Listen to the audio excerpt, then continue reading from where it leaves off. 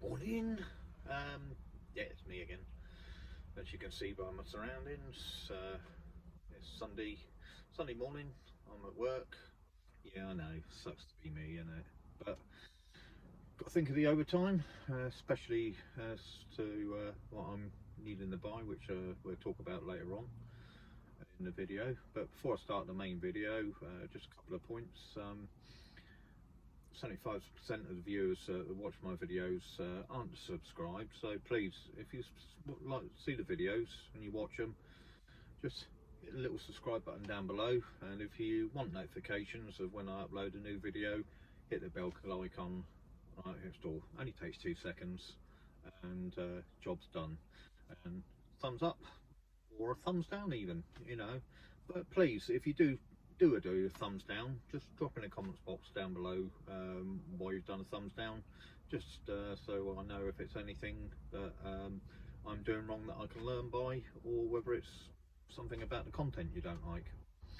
Okay, right. Pond visits. We're coming towards the end of the pond season now, so if there's any of you out there who lives in the Dorset area, would like me to come round, do a pond visit, do a bit of filming, talk about your pond or your favourite fish, or your homemade filtration system or anything like that, please get hold of me, drop a comment down in the box, or let me know how I can get in contact with you, and we'll see what we can sort out. If you don't want to be on film, fair enough, I'll do all the talking, you can stand behind and just tell me what you want to do, and obviously all social distance and everything. What I was planning on doing this week's video, obviously I've not had the time to do it, but managed to get a few bits and pieces on film for you, and we'll go over and see that right now. Tally bye.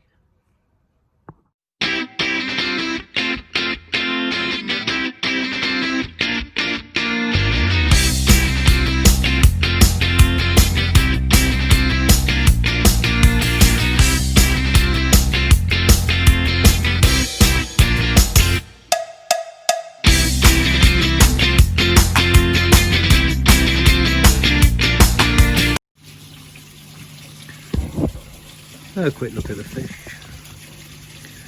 Another update, you all seem to be doing really well.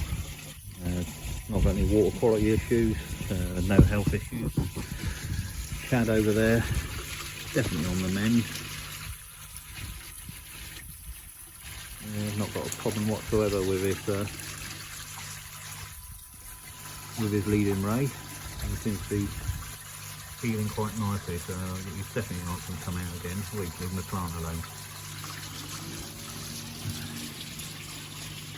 And the Tancho Sankey there, you can see quite clearly there now in that picture there, how that sumi, those little specks that I had, are starting to develop, get larger. Hopefully they're going to merge, join into one, instead of little specks. Ruins it a little bit like that. But like I said, they've only come up in a few weeks, so hopefully we will see some decent development. And I'll post a picture up of this when I first got it, and you'll be quite amazed, and it will give you an idea, if you're new to the hobby, how much a fish can develop in, well, just over a year. About a year and 4 months between the picture I'll post up and now.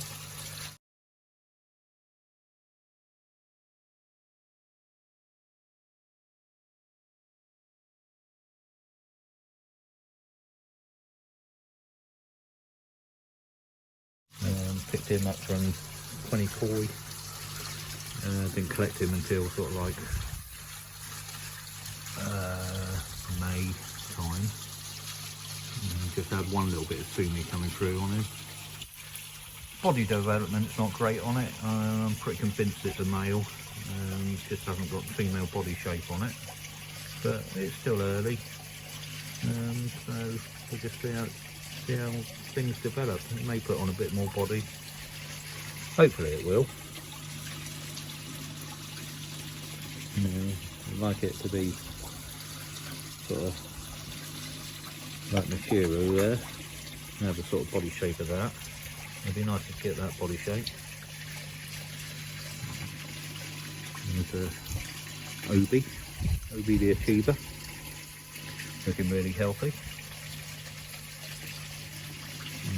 And there's the Hayatsuri I'm going to pass on, get rid of as soon as I can get some oxygen. Still can't get any oxygen, so anybody got any ideas? It may be a case that I'll have to sort of like just bag them up with whatever oxygen I can grab, sort of like in the air around. Quickly drive down to Madeira and ask them nicely if they can put some oxygen into the bags. So yeah, so that one's moving on, and my Kajaku,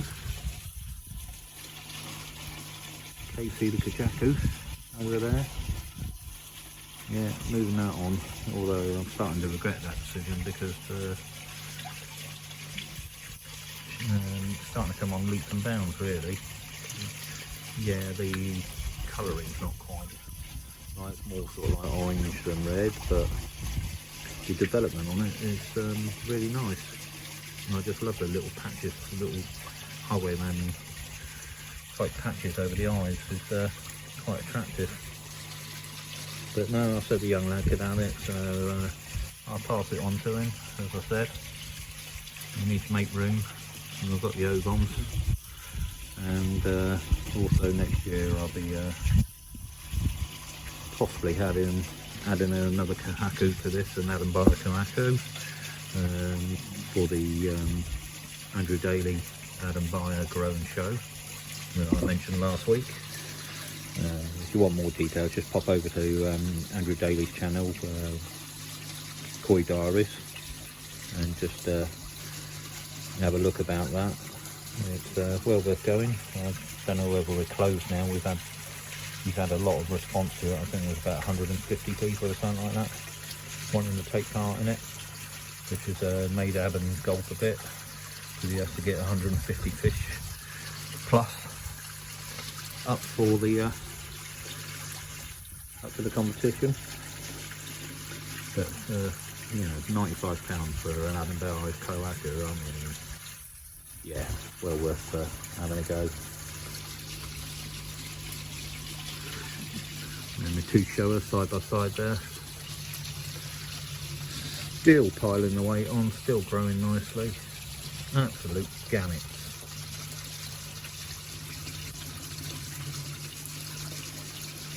Amanda there, she's got a bit of sumi developing on her head, which is quite nice to see. A little bit unbalanced with the sumi and the Benny.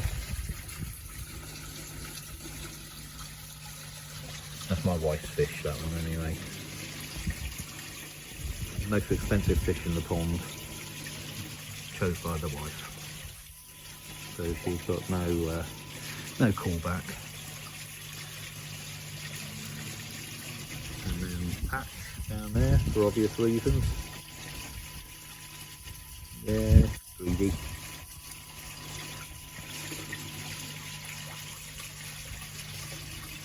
And again, a little bit unbalanced.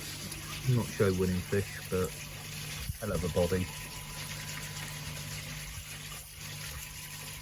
Really good quality skin.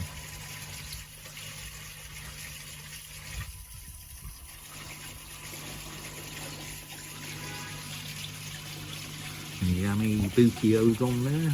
No name, probably just Yummy or something like that. Really growing nicely. Every week, you can see. I notice it more because of my job. I work away, and so I don't see the fish every day. So I'll come back and think, cheapers, that's grown a bit. And then a little platinum Ogon there I got from New Forest Koi. Again, that's grown really well.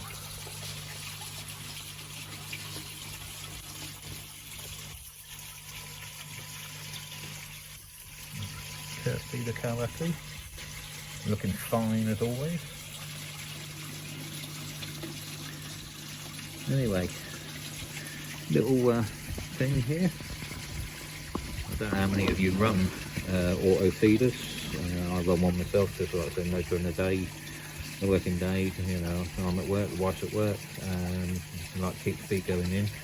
Now, like I say, I'm not heat, although I am heated with an inline heater at the moment. That's set down to 12 degrees, so it's not going to kick on. In fact, I don't think I've even got it switched on.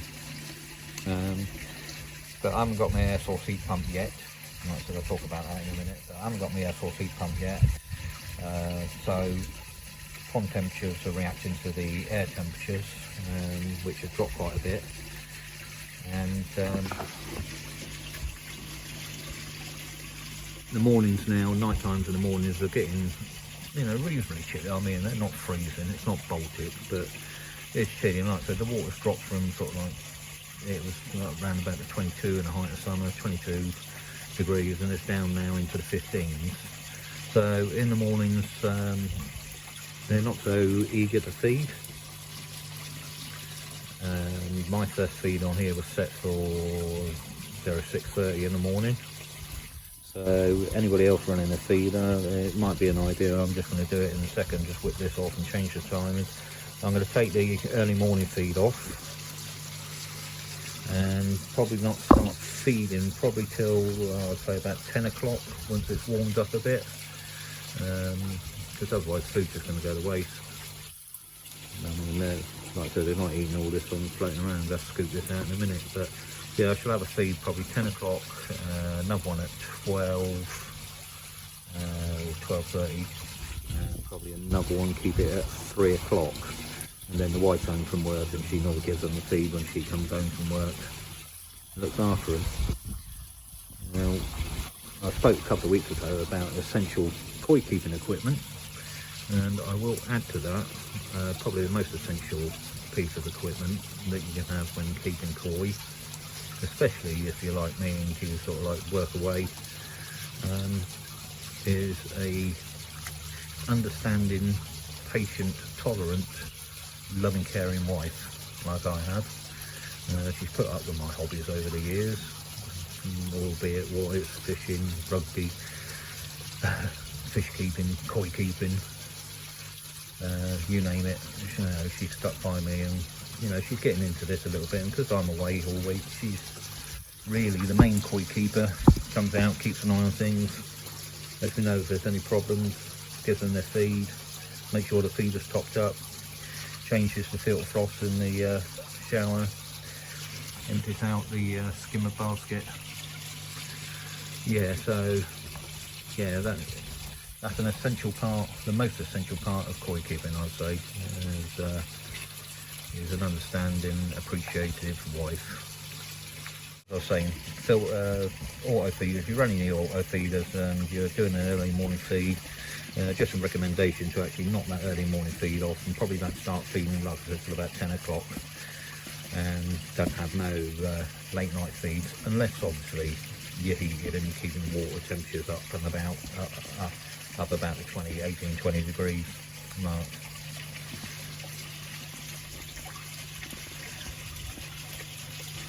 Now, something else, this may sort of like cause a bit of a ruckus.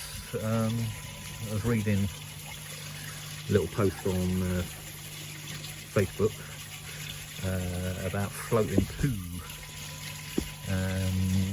We all get floating poo from time to time. Well, yeah, we do as people get it.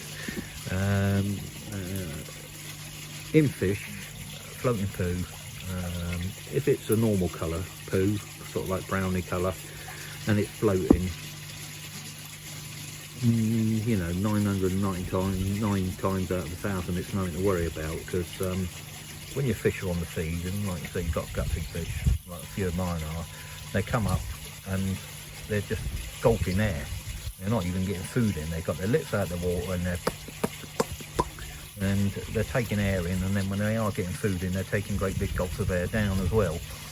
And this goes through their digestive system along with any food that they've got, and gets trapped inside their system, and when they poop it out, it makes the makes the poop float.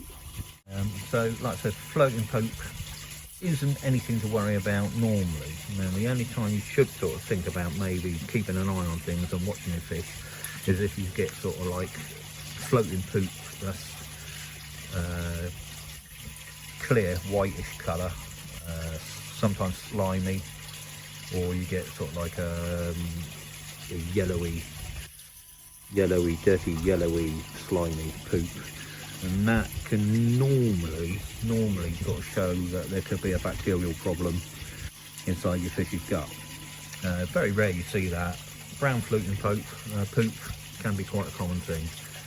Now I know this is going to sort of like raise a few questions of people saying no, that's all wrong, but you know, I got taught that by an old boy who's been keeping fish, koi, you name it, discus, everything for 40 plus years. And also I did sort of like do a bit of research just to back up my findings, have a look online, and that's, like I said, that's what the general consensus is. Like I said, so brown floating poop, don't panic. It's either air or excess protein, but anything sort of like off colour, like white or yellowishy, dirty yellowy, slimy, stringy stuff, then yeah, keep an eye on your fish. Just make sure, try and suss out which fish it is taking it. Sorry, not taking it, depositing it, and just keep an eye on them. Right guys, talk about the air source heat pump in a second, and what the plans are and what's going to happen. Alright, catch you in a minute. So, decided to bite the bullet. Tried looking around on full eBay and different places trying to find a air source heat pump, especially an inverter one. Slightly more economical, I believe. So bite the bullet, going to go for it. Thing is, most brands are on back order now until October, so it's going to be you know, pushing the line a bit to sort of like get it in before the temperature has dropped too much. Saying that, who knows, we've had really warm Octobers in the past, and fingers crossed we will do again. But worst comes to the worst, I have got my inline heater. Don't really want to use that. That cost an absolute fortune last year. You know, as I said before, they're great. They work absolutely fine. I've got 2 kilowatt one, so it's on and off quite a bit, but 3 kilowatt one, yeah, okay, would have worked. Probably not been on so much, but again, you're using 3 kilowatts of power, and you know, as opposed to 2, or as an air source heat pump, and that not. I mean, you're returning sort of like, for every 1 kilowatt of power you're consuming, you're actually getting, well, on the size I'm going for, I'm just going for a 9. I'm getting 9 kilowatts in return.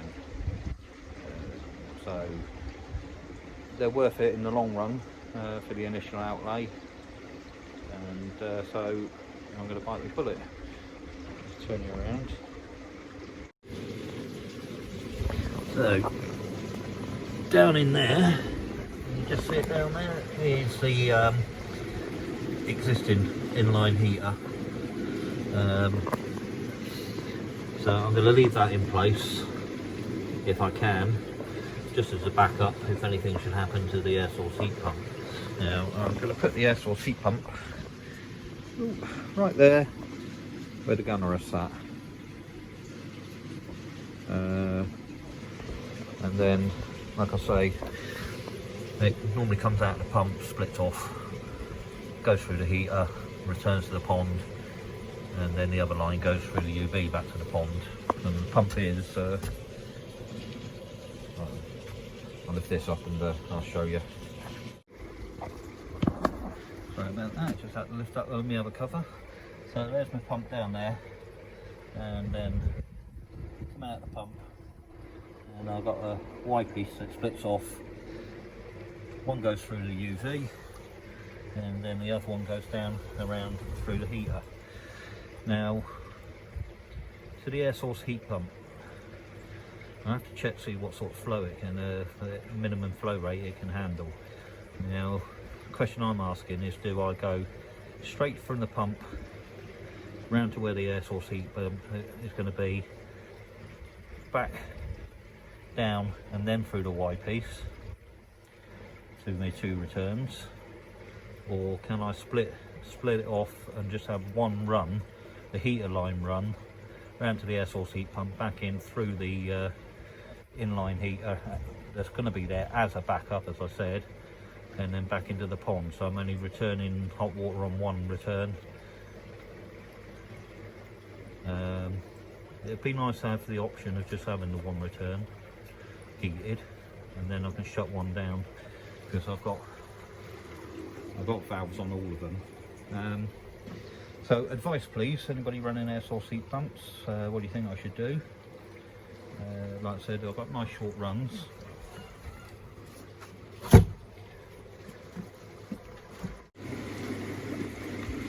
So like I said, nice short run, a couple of metres, 3 metres maybe, if that, to where this gunner is sat. And what I am going to have to do in preparation is I'm going to have to lift up the boards, or cut out some boards, and I'm going to lay a concrete plinth deck height for it to sit on. Obviously if you put it onto the straight onto the decking boards, could be risk of vibration noise, obviously with neighbours being in a sort of like a state like I am there. Don't want to upset the neighbours too much, so trying to keep the noise down. I mean, the pumps make enough noise, the air pumps, but yeah, so it's going to be there, right there. I've got the power source down there. That box there is dedicated power line, going straight, can't see in the summer house, but I've got a fused box in the summer house which runs from the main house, so I've got a dedicated line just for the heat in there. So yeah, all I really need to know is whether to do a split or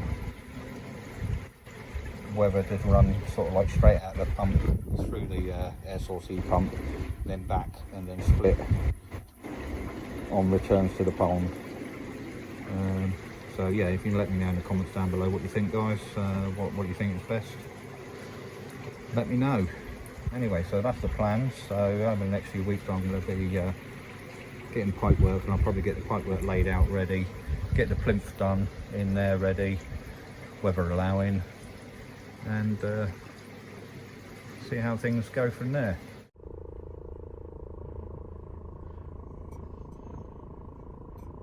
So that's it for this week, folks.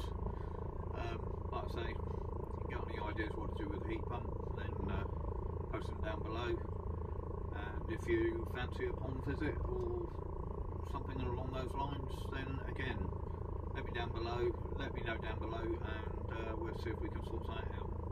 Alright guys, hope you have a good week. Stay safe, look after yourselves, look after your loved ones, and happy ponding.